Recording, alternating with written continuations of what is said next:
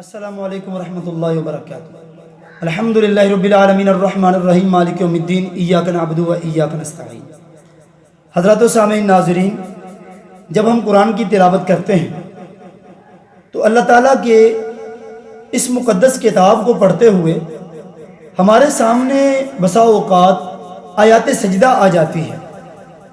آیات سجدہ اس آیت کو کہا جاتا ہے کہ جس آیت کو پڑھ لینے کے بعد انسان کو سجدہ کرنا پڑے، سجدہ کیا جاتا ہے، جس کو سجدہ تلاوت بھی کہا جاتا ہے۔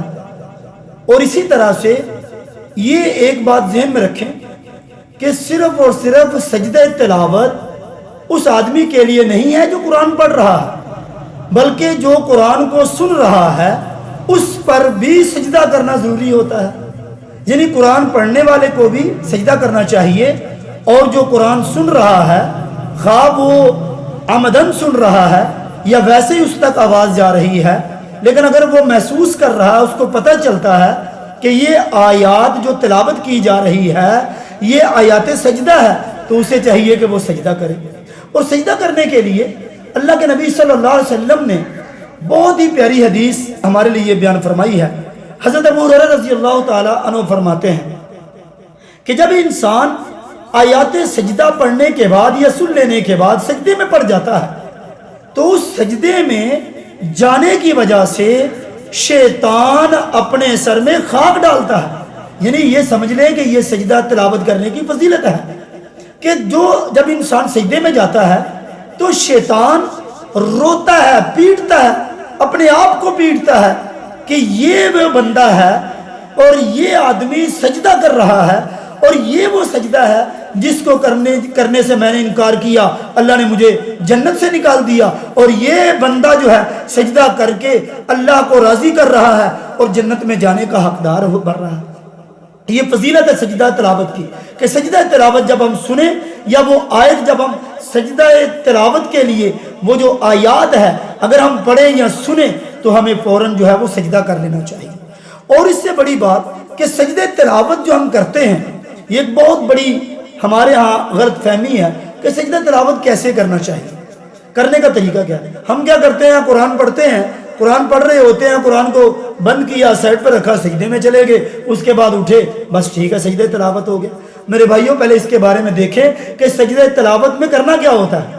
اللہ کے نبی صلی اللہ علیہ وسلم فرماتے ہیں، حضرت عبداللہ ابن عباس رضی اللہ تعالیٰ عنہ حدیث کے راوی ہیں، فرماتے ہیں کہ میں اللہ کے نبی صلی اللہ علیہ وسلم کے پاس تھا کہ ایک آدمی آپ کے پاس آیا اور کہنے لگا کہ یا رسول اللہ خواب میں نے تلاوت کی، اور جب تلاوت کی تو آیات سجدہ پہ پہنچا، میں سجدے میں گیا، ایک درخت کے پاس تھا تو وہ درخت بھی سجدے میں جا کر اس سے میں نے چند کلمات پڑھے سنے جو وہ تلاوت کر رہا تھا سجدے کے اندر۔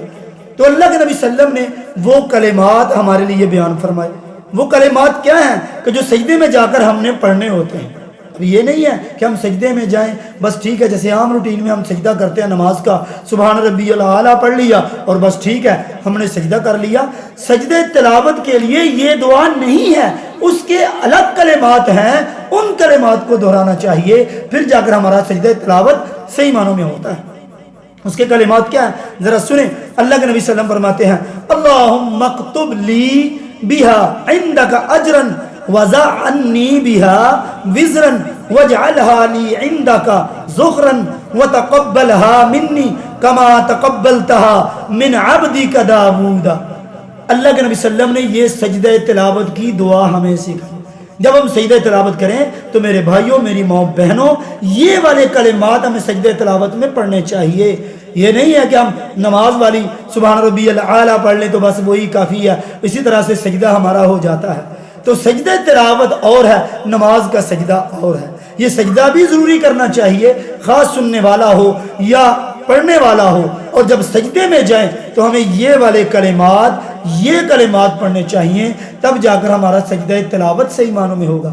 ہم نے یہ دعا نہیں سیکھی، ہم اس دعا کو نہیں پڑھتے، ہماری اس طرف توجہ نہیں ہے، اس لیے سجدہ تلاوت کرنے کی یہ دعا یاد رکھ لیں، اس دعا کو پڑھنا چاہیے ہمیں جب ہم سجدہ تلاوت کریں۔ دوبارہ رپیٹ کر دیتا ہوں، اللہ کے نبی صلی اللہ علیہ وسلم فرماتے ہیں دعا ہے اللہم اکتب لی بہا عندک اجرا وضع عنی بہا وزرا وجعلها لي عندك ذخرا وتقبلها مني كما تقبلتها من عبدك داود. یہ کلمات ہمیں سجدے میں جا کر پڑھنے چاہیے اور یہی کلمات سجدہ تلاوت کی دعا ہے. اللہ تعالیٰ سے دعا ہے کہ اللہ تعالیٰ ہمیں صحیح معنوں میں سجدہ تلاوت کو کرنے کی اور اس کی دعا کو سیکھنے کی اور آگے لوگوں کو بتانے کی توفیق عنایت فرمائے. واللہ اعلم بالصواب وما توفیقی الا باللہ. والسلام.